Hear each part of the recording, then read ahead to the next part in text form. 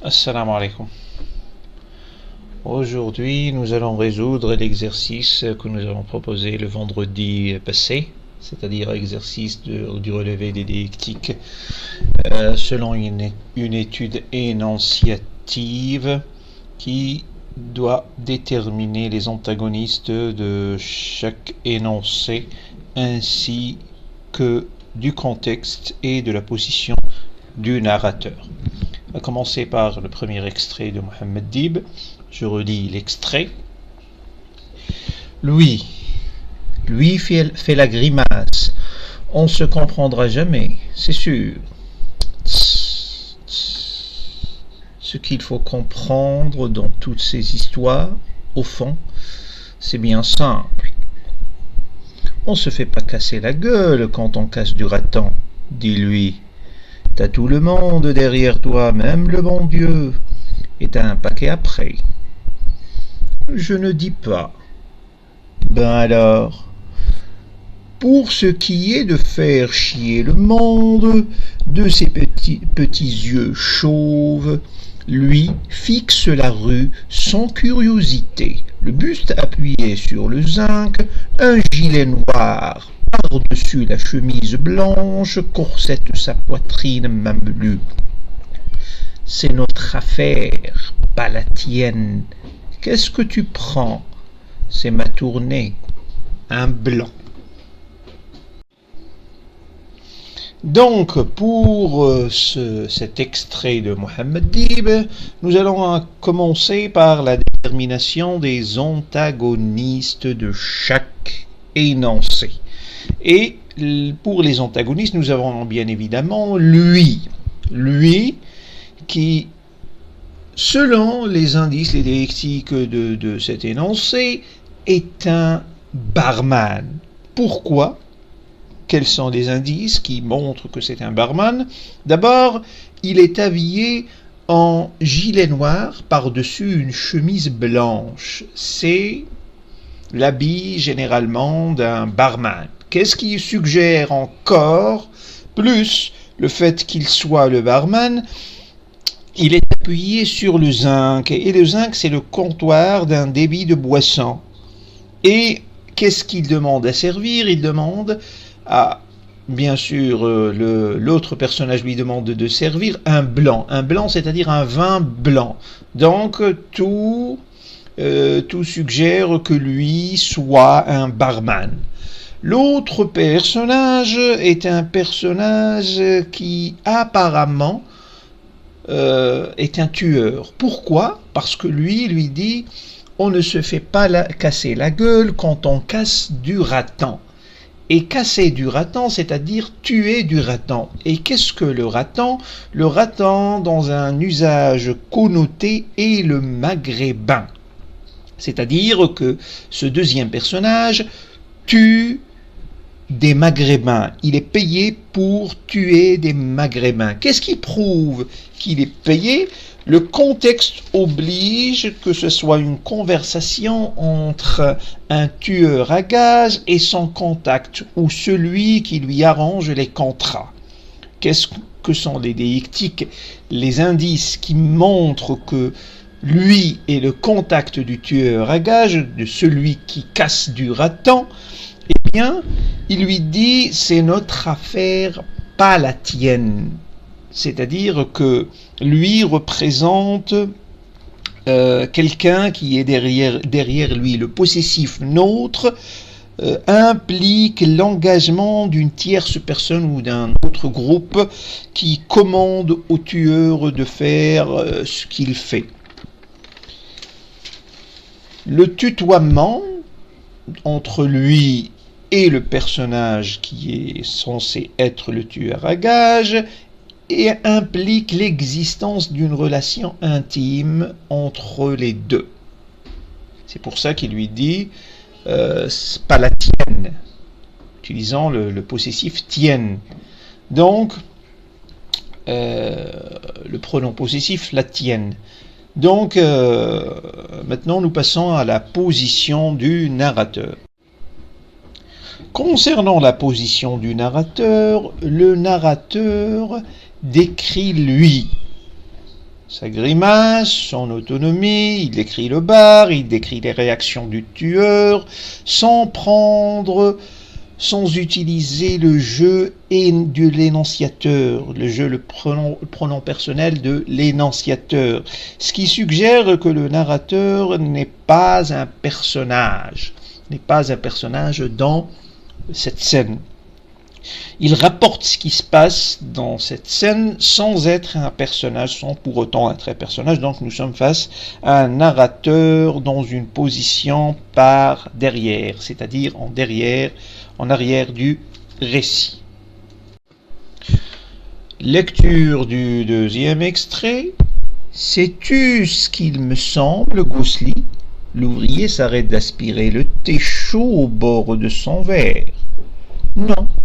Quelque chose dans la vie devrait changer. On tirerait profit, à n'en pas douter, de ce changement. Un sourire traverse les yeux de Gosli. Il s'est fait à ses sorties, qui au début le jetaient dans un grand embarras. Donc les antagonistes de cet énoncé sont Gosli, qui est un ouvrier, ce qui est déclaré dans l'extrait. Il s'arrête d'aspirer le thé dès que son patron lui parle. Pourquoi avions-nous dit que le deuxième antagoniste de cet énoncé était le patron? Parce que Gosli se retrouve dans l'embarras. Se retrouvait dans l'embarras face aux sorties de son patron. Et pourquoi avions-nous dit que l'autre personnage, nous supposons que l'autre personnage est le patron de l'ouvrier Gosli? Parce que il le tutoie, ce qui témoigne d'une relation intime entre le patron, le présumé patron, et le personnage de l'ouvrier Gosli. Gosli, au début des propos de son patron, se mettait dans l'embarras, c'est-à-dire c'est quelqu'un qui ne voulait pas, vis-à-vis duquel il ne voulait pas avoir une réaction brusque, donc il le respectait, il le craignait, le vénérait peut-être. Donc Gosli nous sourit qu'avec les yeux, c'est-à-dire le sourire traverse seulement ses yeux, il ne veut pas sourire d'une façon franche, de sorte à ne pas offenser le patron. Donc ces indices, ces embrayeurs, ces déictiques montrent qu'il y a une relation de vénération partant de Gosli vis-à-vis de son patron. Le contexte est un contexte de relation maître-ouvrier qui se déroule dans une ambiance de cour cardinale, c'est-à-dire une conversation qui va dans un seul sens, du maître vers le disciple, vers l'ouvrier, vers l'élève. Pourquoi avions-nous dit ça? Parce que c'est seulement le maître qui pose les questions. L'ouvrier ne fait que répliquer avec timidité. Il n'a pas de propos dans l'énoncé. C'est-à-dire, le maître pose la question, l'ouvrier regarde avec timidité, avec un sourire qui traverse les yeux. Ce n'est même pas un sourire franc. Donc, c'est un contexte de cour cardinal. Le narrateur a une position en arrière du récit, car il sait ce que se passe dans la tête de Gosli. Il dit clairement, il s'est fait à ses sorties,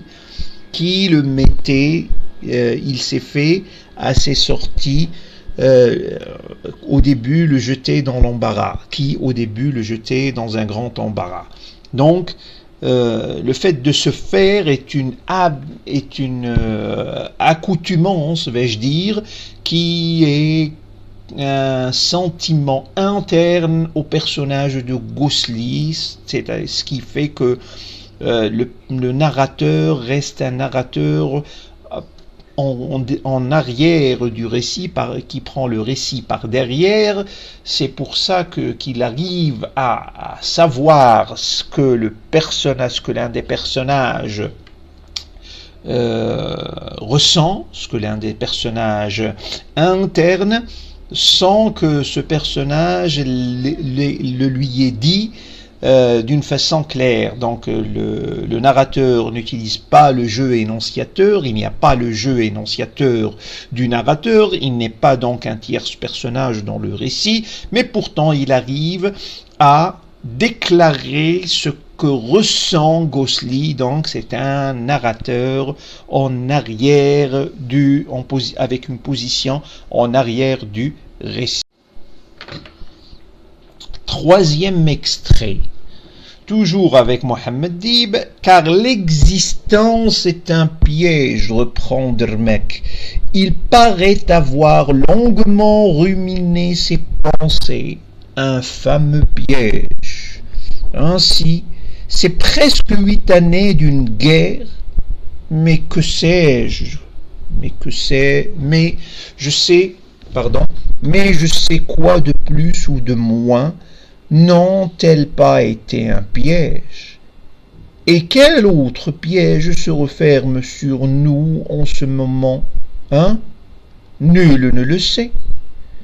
Jusqu'au jour où il sera trop tard pour s'en dépêtrer?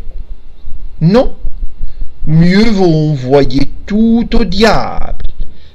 Il observe un bref silence et il ajoute d'un ton chagrin. Mais est-ce possible? Ghosli se dit, quel drôle homme! Il a bigrement réussi dans l'existence. Quel besoin a-t-il de tourmenter ainsi? Donc, pour les antagonistes de l'énoncé, nous sommes toujours avec un Ghosli ouvrier, un Dermek qui est un patron, ouvrier, mais cette fois-ci, ce n'est pas le contexte ouvrier, patron, mais c'est le contexte homme simple, homme tourmenté ou penseur. Donc, nous sommes face à un Ghosli ouvrier, homme simple, qui s'étonne du questionnement de Dermek. Quel drôle homme! Ce personnage ne se pose pas trop de questions sur l'existence. Par contre, Dermek, homme riche, parce qu'il a bigrement réussi sa vie, on voit bien que c'est déclaré dans l'extrait. Homme penseur, il se pose beaucoup de questions, beaucoup d'exclamations. Il dit que les 8 années de la guerre sont-elles vraiment d'un intérêt pour le peuple, oui ou non? Est-ce que c'est un piège, oui ou non? Donc il est en train de se poser des questions, il ne cesse de tourmenter. Le contexte est un contexte de tourment et d'hésitation par un excès de questions et d'exclamations. Donc nous avons les questionnements de Dermek, les exclamations, un fameux piège, mais je sais quoi de plus ou de moins n'ont-elles pas été un piège? Ça c'est un questionnement. Et quel autre piège se referme sur nous à ce moment, hein? Nul ne le sait. Donc toujours une exclamation sous forme de questionnement, jusqu'au jour où il sera trop tard pour s'en dépêtrer. Non, mieux vaut envoyer tout au diable. Donc, encore une exclamation, il observe un silence et il se dit, mais est-ce possible? Donc, Dermek est en train de se poser des questions. C'est un homme tourmenté, un homme qui se pose plein de questions, et c'est le contexte de cette conversation qui a un seul sens, toujours dans le sens du cours cardinal. C'est comme si Dermek était en train de donner un cours à l'autre personnage qui est Ghosli. Ce personnage qui n'ose même pas répondre aux propos de son patron, de l'homme riche, et se dit dans le texte,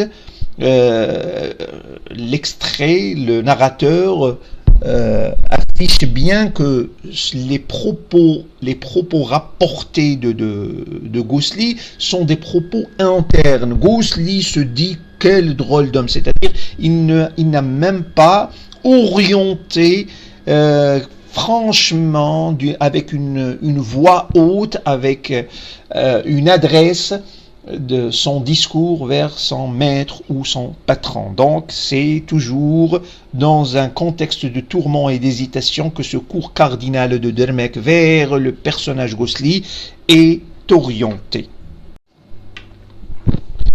Le narrateur a une position par derrière, il a une position derrière le récit, il n'y est pas présent, on ne trouve pas le narrateur d'une façon claire, c'est-à-dire il ne représente pas un personnage, il n'utilise pas le jeu énonciateur d'un personnage, pourtant il rapporte selon deux focalisations, selon deux positions, l'une par rapport au personnage de Dermek, l'autre par rapport au personnage de Ghosli. Mais n'empêche, il reste toujours derrière ce récit parce qu'il n'est pas présent en tant que personnage, mais pourtant il arrive à rapporter ce qui se passe dans cette conversation. Il arrive même à savoir ce qui se passe à l'intérieur de Ghosli par le verbe pronominal se dire. Ghosli se dit. Donc cette forme pronominale du verbe propose un savoir de l'interne de Ghosli, du fort intérieur de Ghosli, parce qu'il dit Ghosli se dit quel drôle homme. Il a bigrement réussi dans l'existence, quel besoin a-t-il de tourmenter ainsi? Donc c'est un narrateur derrière le récit. Extrait 4. Extrait 4, nous sommes avec le procès de Kafka. Je ne puis vivre avec elle et je ne puis vivre sans elle. Par ce coup, mon existence qui était en moins, pour moi en partie, charitablement voilée et brutalement dévoilée, on devrait me pousser dans le désert à coups de verge. Donc, pour cet extrait, l'antagoniste est le moi du personnage. Il est à la fois émetteur et récepteur, donc l'absence d'indices qui suggère la présence d'un deuxième personnage. Le contexte est un contexte de désolation et de tourment, le discours étant adressé au moi et à l'existence, avec un usage des adverbes charitablement et brutalement et du nom désert qui signifie sémantiquement la désolation et l'errance. Donc, position du narrateur, ce narrateur est avec le récit parce que le narrateur est un personnage en lui-même. Il utilise le jeu énonciateur, le jeu de l'énonciateur. Je ne puis vivre avec elle et je ne puis vivre sans elle.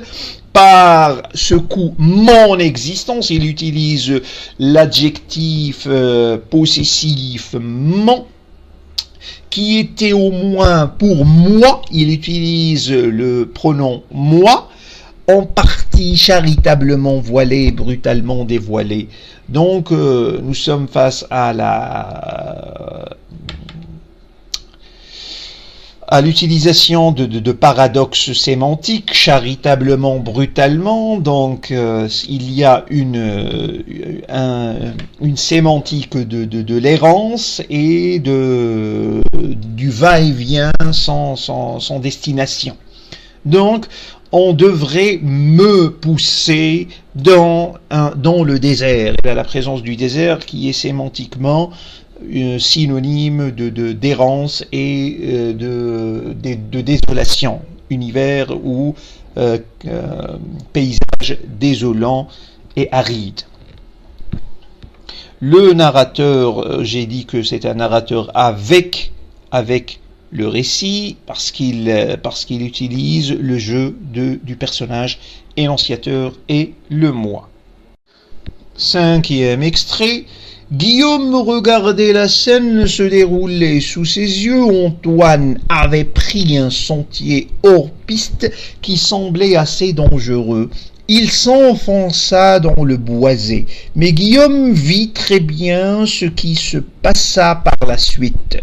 Antoine fonça directement dans un arbre et se cogna violemment la tête. De loin, son casque semblait brisé. Le jeune planchiste ne donnait plus aucun signe de vie. De toute évidence, le choc avait été terrible.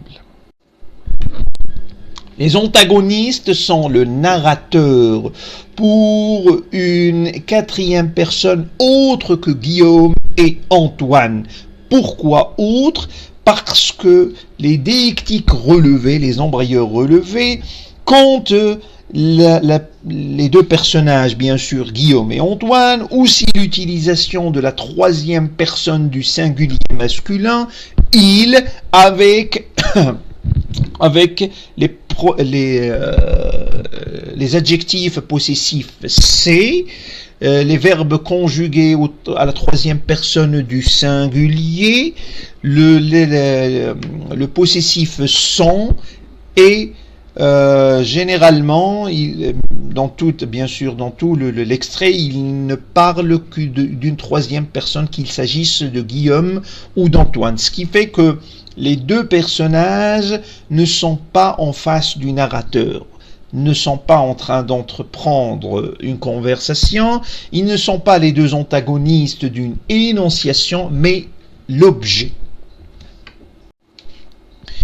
Le contexte est un contexte de rapport d'accident de ski, dont Guillaume et Antoine sont l'objet, bien sûr Guillaume comme spectateur et Antoine comme accidenté, comme acteur. Bien sûr, pourquoi avions-nous dit ski ? Parce que nous avons un ensemble de déictiques qui sont sentiers, pistes, boisés, casques, planchistes, c'est-à-dire le skieur à planche qui fait le ski sur une planche. Nous avons le contexte de l'accident, bien sûr avec le verbe se cogner, se cogna, l'adverbe violemment et choc terrible. Donc cet ensemble de déictiques suggère fortement la présence d'un accident dans l'énoncé. Le narrateur est un narrateur en dehors du récit, c'est-à-dire il raconte une scène apparente, sans éléments cachés, c'est-à-dire il ne raconte pas ce qui se passe à l'intérieur d'Antoine, ce que se dit Antoine ou ce que se dit Guillaume.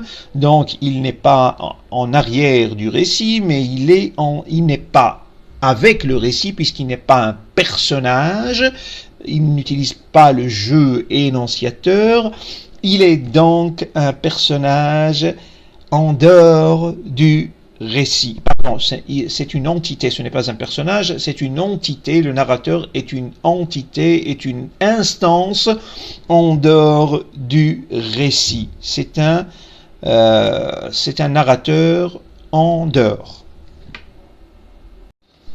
Je vous remercie pour votre patience. Si vous avez des questions, vous n'avez qu'à les laisser dans les commentaires. Sinon, sur ce, je vous laisse pour la prochaine fois et le prochain exercice qui sera pour le vendredi prochain, Inch'Allah. Assalamu alaikum.